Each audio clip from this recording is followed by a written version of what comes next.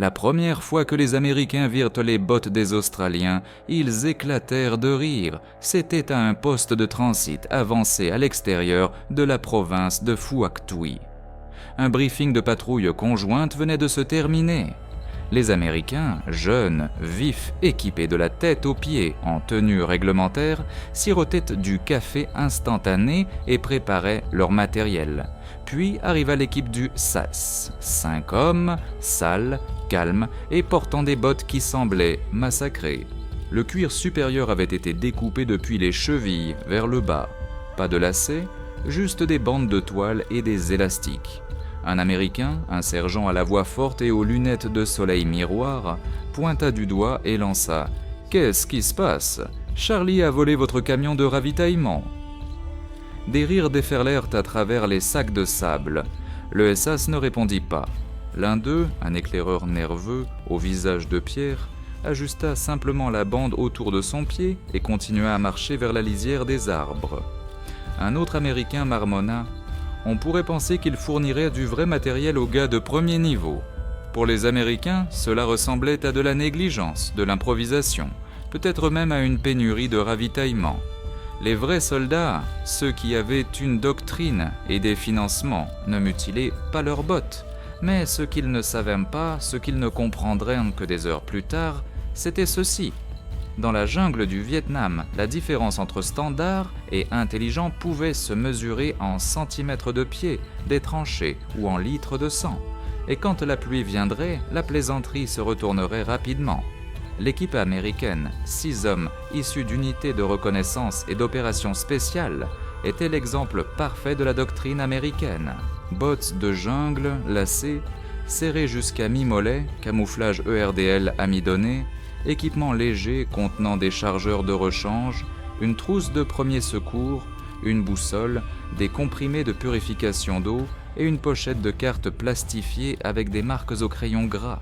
Chaque homme portait un M16 impeccable, la sangle ajustée à la longueur réglementaire. Leurs bottes avaient été vérifiées 3 fois, lacets noués, semelles nettoyées avec une brosse métallique ce matin-là.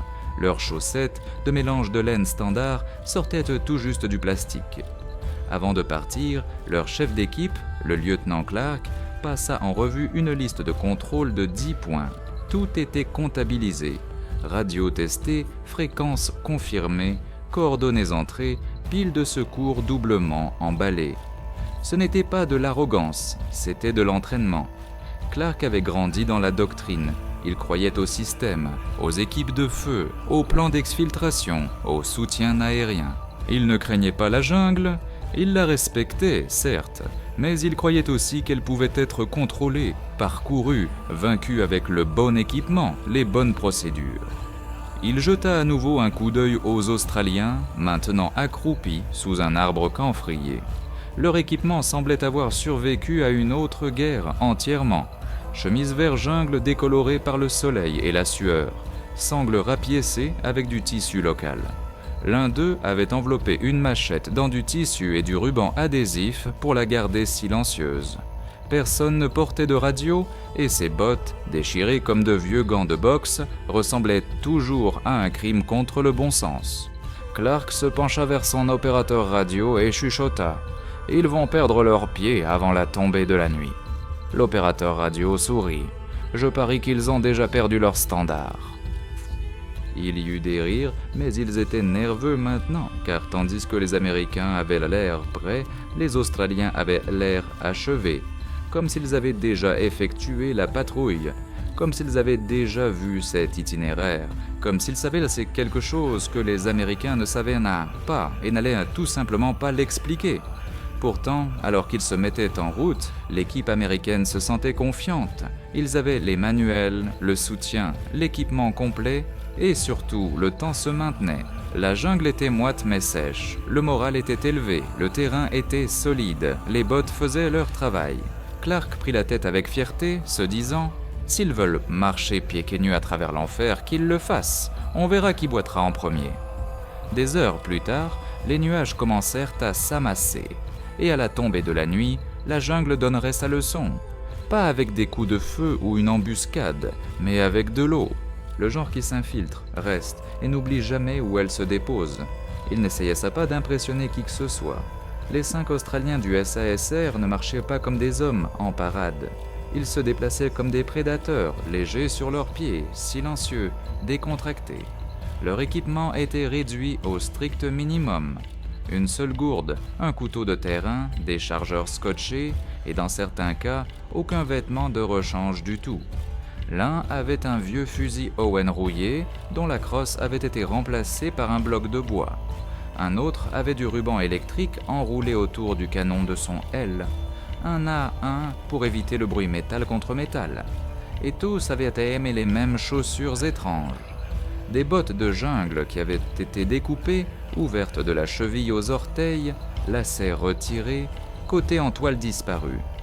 Pour les Américains, cela ressemblait à de la folie. Le lieutenant Clark finit par demander, lors d'une courte pause, pour boire.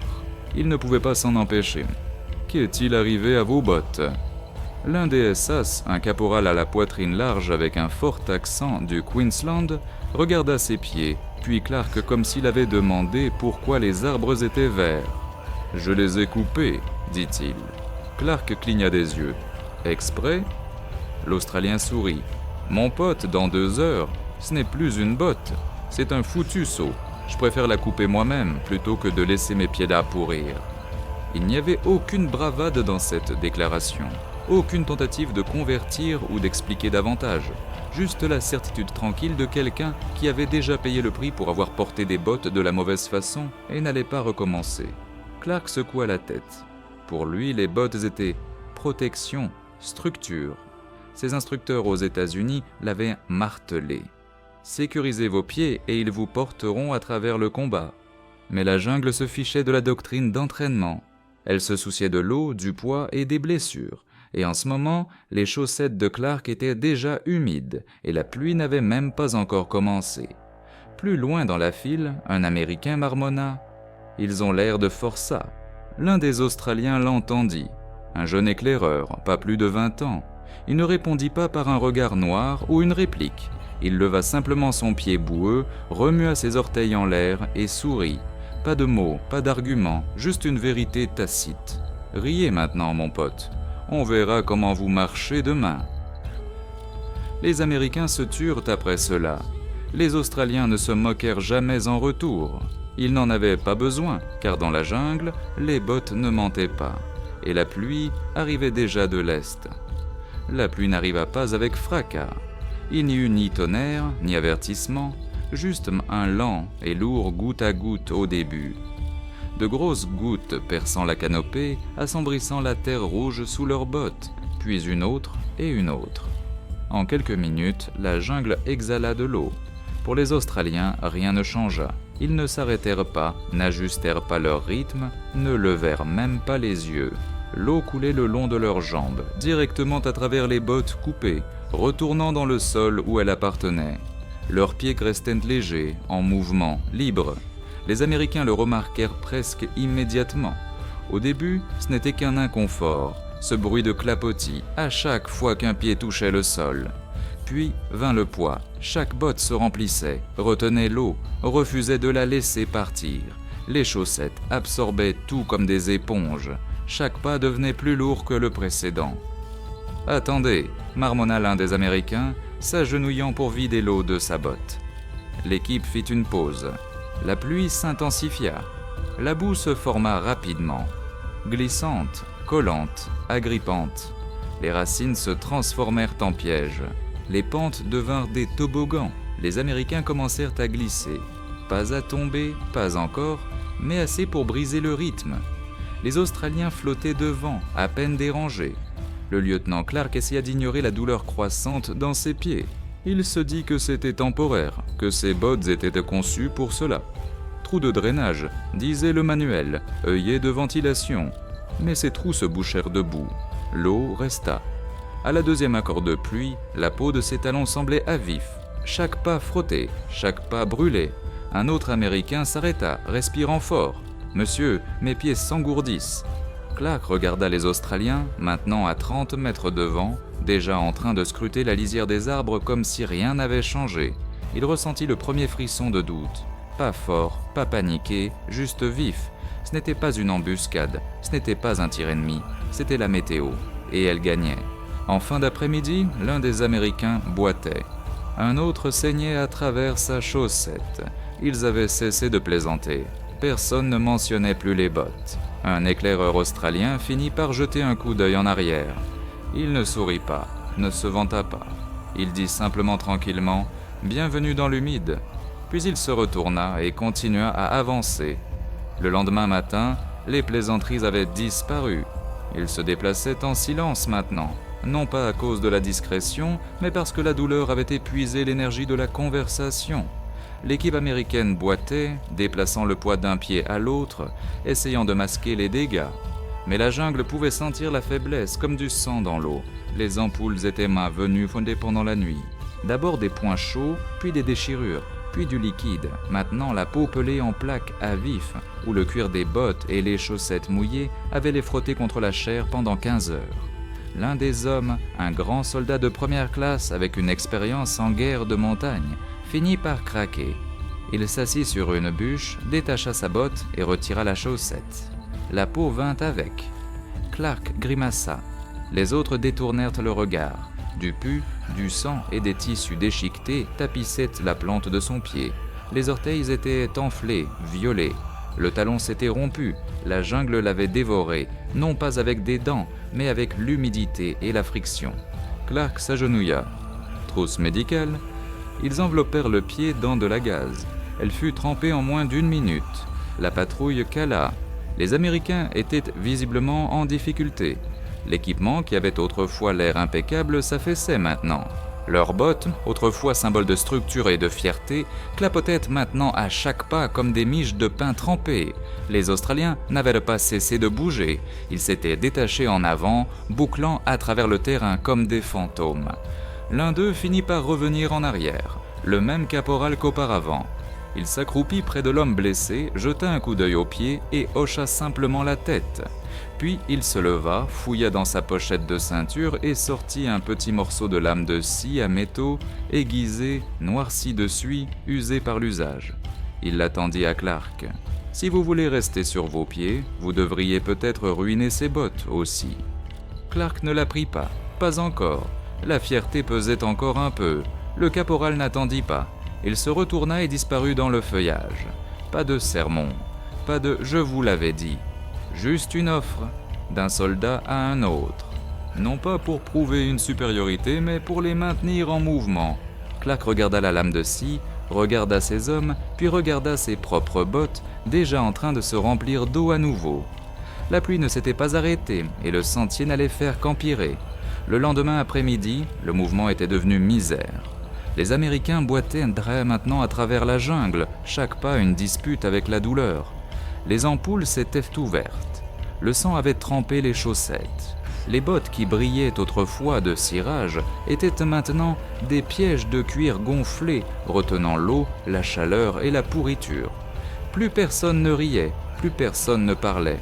Les Australiens ne dirent pas « je vous l'avais dit ». Ils n'en avaient pas besoin. Ils continuaient à marcher, réguliers, délibérés, silencieux. Leurs bottes découpées fléchissaient avec le terrain, se drainant en mouvement. Pas de clapotis, pas de glissade, juste du rythme. Clark regarda l'un d'eux traverser une mare de boue jusqu'à la taille, émerger de l'autre côté et continuer comme si de rien n'était. Il essaya la même chose, son pied se coinça.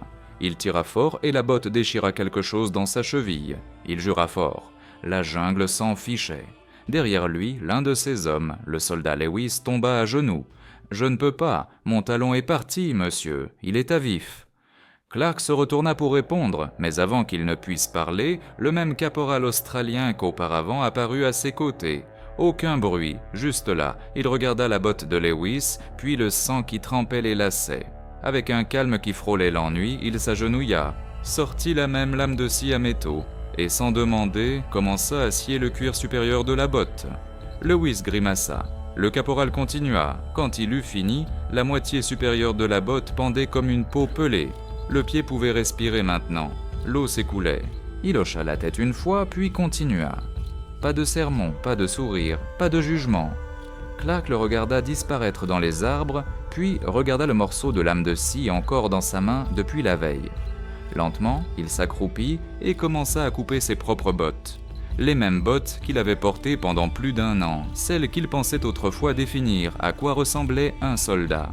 Le cuir se déchira plus facilement qu'il ne s'y attendait, et tout comme ça, la fierté aussi. Ils marchèrent le reste du sentier en silence, non pas dans la défaite, mais dans l'ajustement. Pas à pas, ils apprirent à couler au lieu de combattre. Leurs pieds saignèrent moins. Leur équilibre revint. Ils cessèrent d'essayer de corriger la jungle. Ils se contentèrent d'avancer. À l'arrière de la file, Lewis chuchota. Il savait depuis le début. Clark ne répondit pas. Il n'en avait pas besoin. Il continua simplement à marcher. Au 4e jour, la pluie ne s'était pas arrêtée. Mais la résistance, si. Les Américains ne se plaignaient plus. Ils ne remettaient plus en question les méthodes étranges des Australiens ou leur équipement abîmé. Ils avaient appris à bander leurs chevilles, comme le SAS, appris à sécher leurs chaussettes avec la chaleur corporelle la nuit. Certains avaient même sculpté leurs propres bottes, taillant le cuir dans des moments tranquilles près du feu. Personne n'appelait cela s'adapter.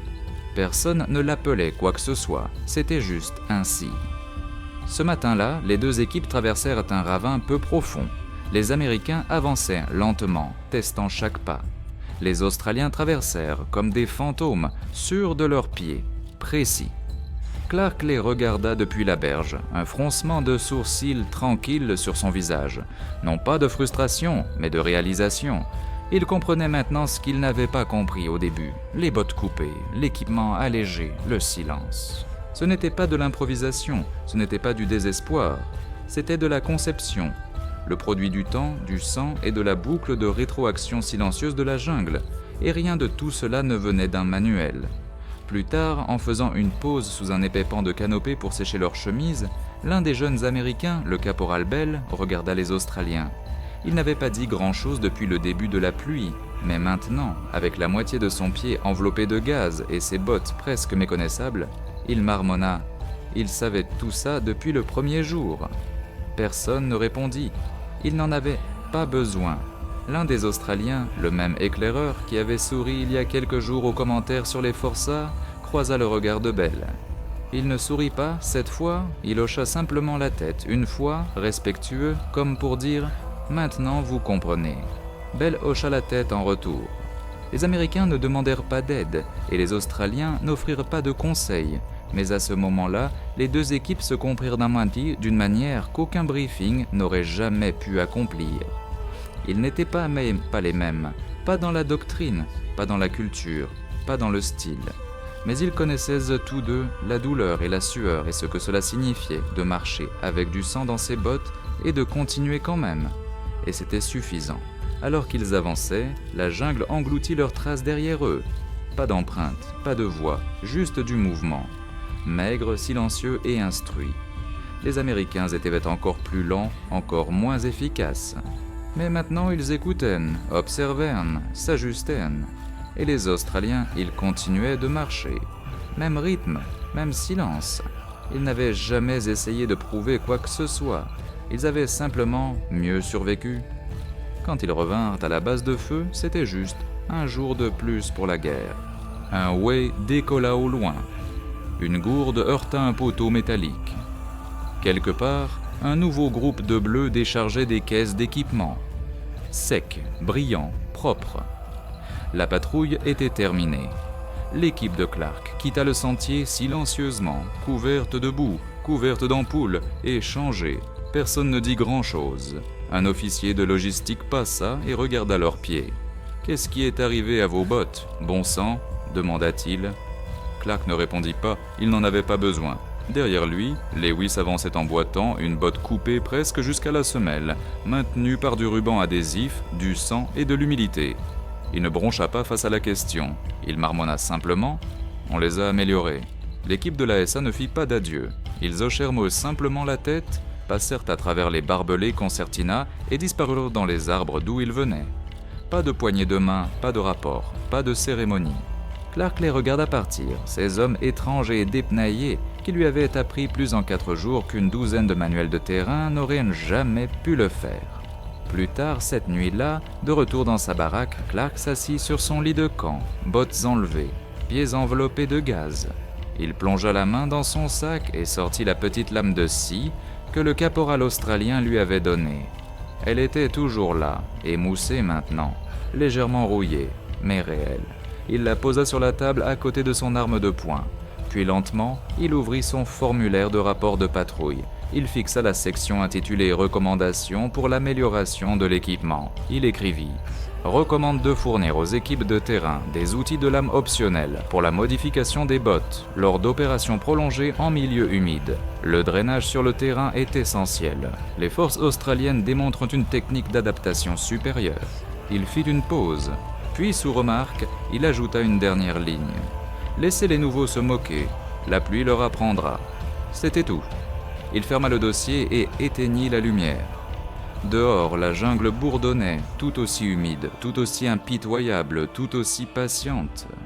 Et quelque part dans l'obscurité, 5 Australiens marchaient déjà à nouveau, légers, silencieux, indifférents au rang ou aux normes.